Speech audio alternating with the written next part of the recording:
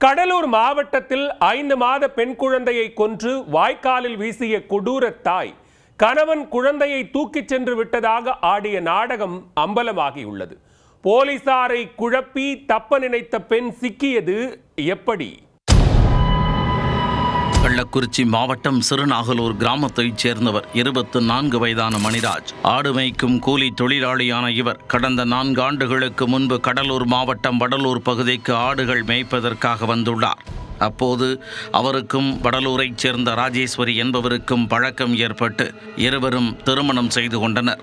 இவர்களுக்கு 3 வயதில் ராதிகா என்ற குழந்தையும் லாவண்யா என்ற 5 மாத கை குழந்தையும் இருந்தது. இந்நிலையில் மணிராஜ் வெடையூரில் தங்கி ஆடுகள் மேய்க்க சென்று விட்டார். ராஜேஸ்வரி தனது 2 பெண் குழந்தைகளுடன் வடலூரில் உள்ள தனது தாய் வீட்டில் வசித்து வந்தார். இந்நிலையில் ராஜேஸ்வரி 2 தினங்களுக்கு முன் வடலூர் காவல் நிலையத்தில் திடுக்கிடும் புகார் ஒன்றை கொடுத்திருந்தார். அதில் தனது கணவர் மணிராஜ் 2 பேருடன் வந்து கை குழந்தையான லாவண்யாவை தூக்கிச் சென்று விட்டதாகவும் அந்த குழந்தையை மீட்டு தர வேண்டும் என்றும் கூறியிருந்தார். அதன் பேரில் போலீசார் தொழுதூர் பகுதியில் கடந்த 1 வாரமாக தங்கி ஆடு மேய்த்து வந்த மணிராஜை பிடித்து தீவிர விசாரணை நடத்தினர். விசாரணையில் அவருக்கும் இந்த சம்பவத்திற்கும் எந்த தொடர்பும் இல்லை என்பது தெரிய வந்தது.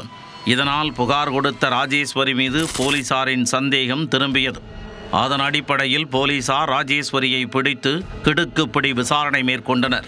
விசாரணையில் அவர் தனது குழந்தைக்கு காதில் சீழ் வடிந்ததால் மருந்து போட்டதாகவும் சிறிது நேரத்தில் குழந்தைக்கு மூச்சு திணறல் ஏற்பட்டு மயங்கியதால் இறந்து விட்டதாக நினைத்து ஐயனேரி அருகே கழிவுநீர் கால்வாயில் குழந்தையை வீசிவிட்டு சென்றதாக திடுக்கிடும் வாக்குமூலம் அளித்திருக்கிறார்.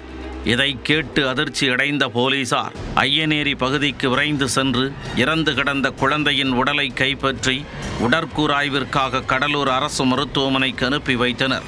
இருப்பினும் சந்தேகம் நீங்காத போலீசார் ராஜேஸ்வரிதான் தனது குழந்தையை கொன்றாரா என்ற கோணத்தில் தொடர்ந்து விசாரித்து வந்தனர். துருவி விசாரணை நடத்தியதில் குழந்தை மருந்து கொடுத்ததால் உயிரிழந்ததாக கூறிய தகவலும் நாடகம் என தெரிய வந்தது. ராஜேஸ்வரி தனது 2 குழந்தைகளையும் சரியாக கவனிப்பதில்லை என கூறப்படுகிறது. இதனால் குழந்தைகளுக்கு உடலில் பல பிரச்சனைகள் ஏற்பட்டுள்ளன. 5 மாத குழந்தைக்கு காதில் சீழ் வந்ததால் அதற்கு சொட்டு மருந்து கொடுக்கும்போது சிறிது நேரத்தில் வாயில் இரத்தம் வந்து குழந்தைக்கு மூச்சு திணறல் ஏற்பட்டுள்ளது. இது பெற்றோருக்கு தெரிந்தால் திட்டுவார்கள் என பயந்து சிசுவின் கழுத்தை நெரித்து கொன்று உடலை சாக்கில் சுற்றி சாக்கடையில் போட்டிருப்பது விசாரணையில் தெரிய வந்தது.